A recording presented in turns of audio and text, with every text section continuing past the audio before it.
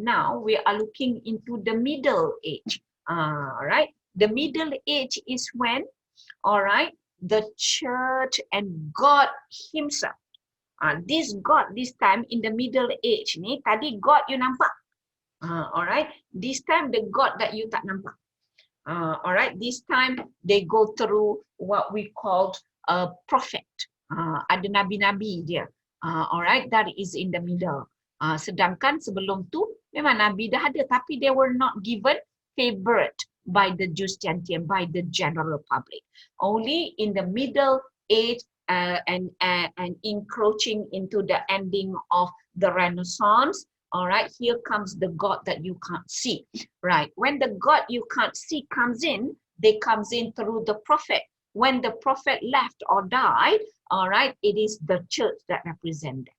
All right, okay, so jadi dalam keadaan dekat sini, okay, number one, the acceptance by the international community of the presence of the prophet.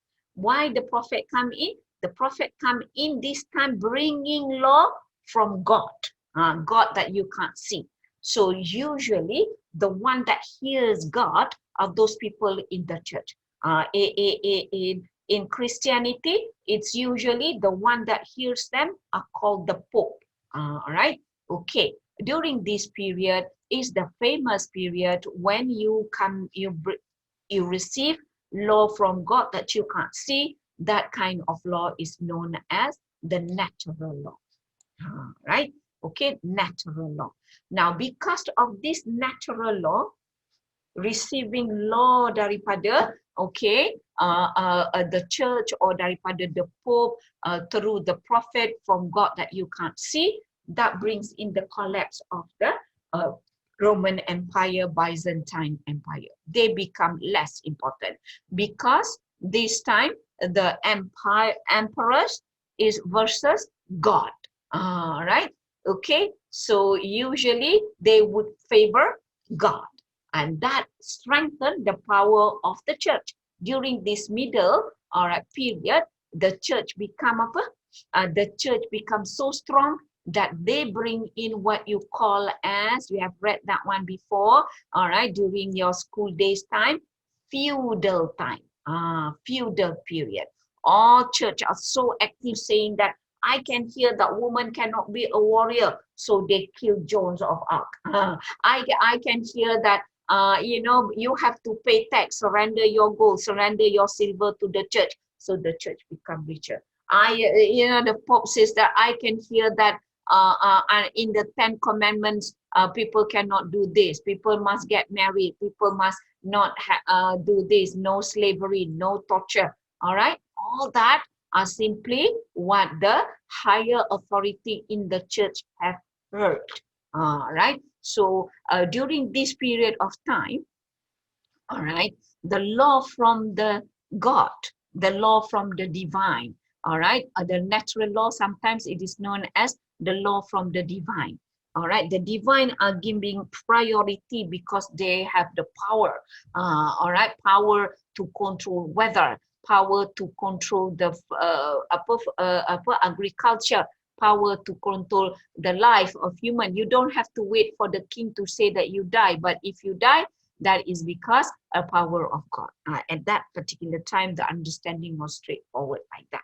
All right, so that leads to the collapse of Roman Empire, Byzantine Empire. When they collapse, that doesn't mean, all right, during this period, the church become the law that conquers it all.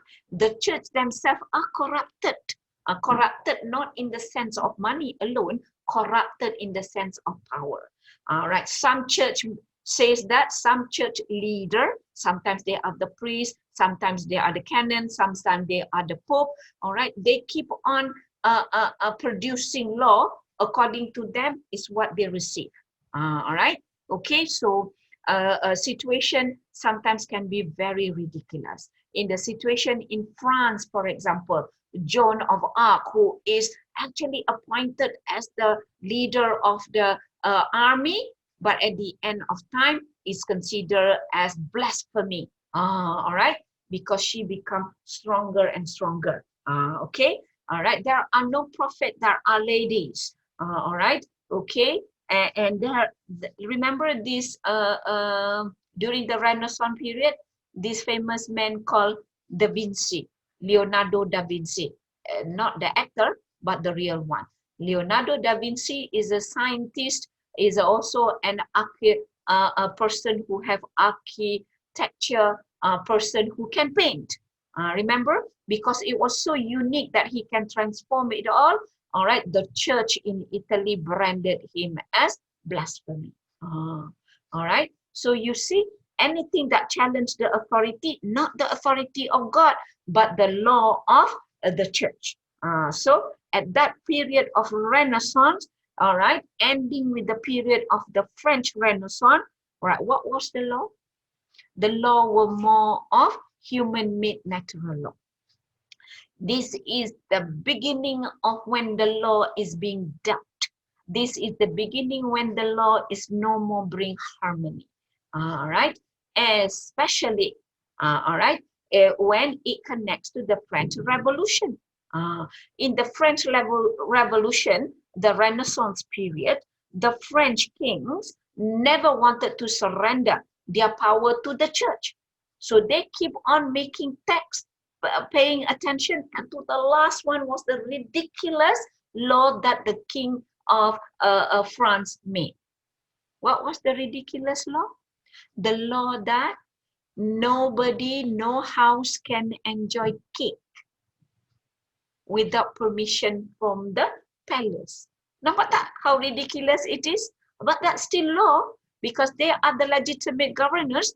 Alright, dia kata tak boleh. So you nak sambut birthday, tak payahlah nak sambut, nak makan aja. Cake tak boleh buat unless, alright, you have permission, because you have to surrender paying tax all the eggs, all the flour, all the wheats. Alright, so you can't keep for yourself. If you make cake, alright, you have to read the book. It's really very funny. Alright, how the king were not being favored because one of the ruling is about cake saja. Right, tak boleh makan.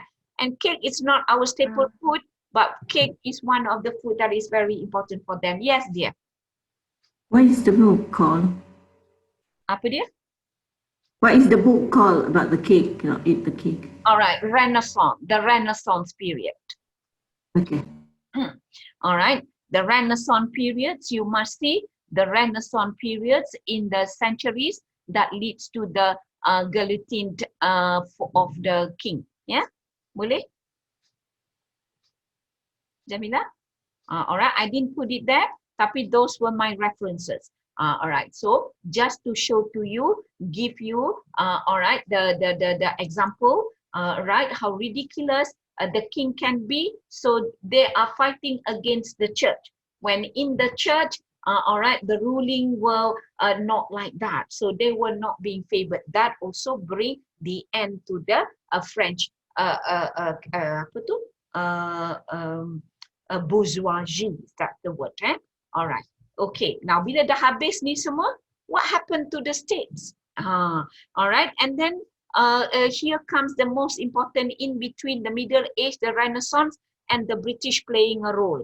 All right. In England, when they are no more in trust of the church, all right, they are super leaders headed by this Richard the Lionheart, constructed a meeting with the public with leader of all other clans, right? Okay, all other clans. They don't accept election, but they still accept the rules that favor. All right, tapi tak ada undi dekat time in England. Now, Richard the Lionhearts come in at the end of the Renaissance. All right, raja-raja yang lain dekat seluruh Europe are not being favored, but Richard the Lionheart called for a meeting that attended by 12 leaders. One of the leader is in the French colony, that is in the British colony. All right, okay, so they all comes in. They created what is called as Magna Carta. Magna Carta, M-A-G, Magna Carta, C-A-R-T-A. All right, magnificent charge. Right, over there, all right, it's not favoring siapa-siapa. It's not favoring the church. It's not favoring the king. It's not favoring himself, but he wants right, harmony to be brought up in the Magna Carta. Definitely there will be military, there will be agriculture people, there will be the doctors, there will be the people who are representing religion, but nobody can make law. The law is made by the 12 people agreement, Magna Carta. All right. So that is the that is how the British tempered with semua ni. Yeah. All right. Ada. That is called the, all right, beginning of the modern period. Belum lagi modern period, tapi the beginning of the modern period. During this period, the Magna Carta have established harmony. Teduh sikit, less war, less invasion of land daripada the European people into the British, into England, right? In all the areas now, they know human now take charge, human make law. They make law from whatever they think that bring harmony to the people sitting in that location or territory. Okay, now one of the law that is made during this middle period is protecting your people. They were concentrating not on the land, but on the people. All right, they never put marker on jurisdiction territory. Kawasan tak ada border, right? Tapi orang tak ada. All right. Okay, so the practice of lifestyle of these people in this group, that is the marker for the your administration. Right, so the interest of this group of people is the interest that going to make law. So if their agriculture on that particular day did not bring a big number of products or produce, all right, so the so therefore the payment for contribution, dia tak panggil tax, dia panggil contribution to the administrator is lesser. So if there are more flourish produced of the agriculture, all right, the payment that is shared with the administrator is higher, all right, according to the needs. So the law, can you see, challenge. But what is the administrator, the 12 Magna Carta group ni will do? They make sure that these people who are in their community, all right, is safe from diseases, safe from being robbed, safe from invaders, safe from other wars. All right. Okay, safe from among themselves. All right. Okay. So crime were lesser, life were much better.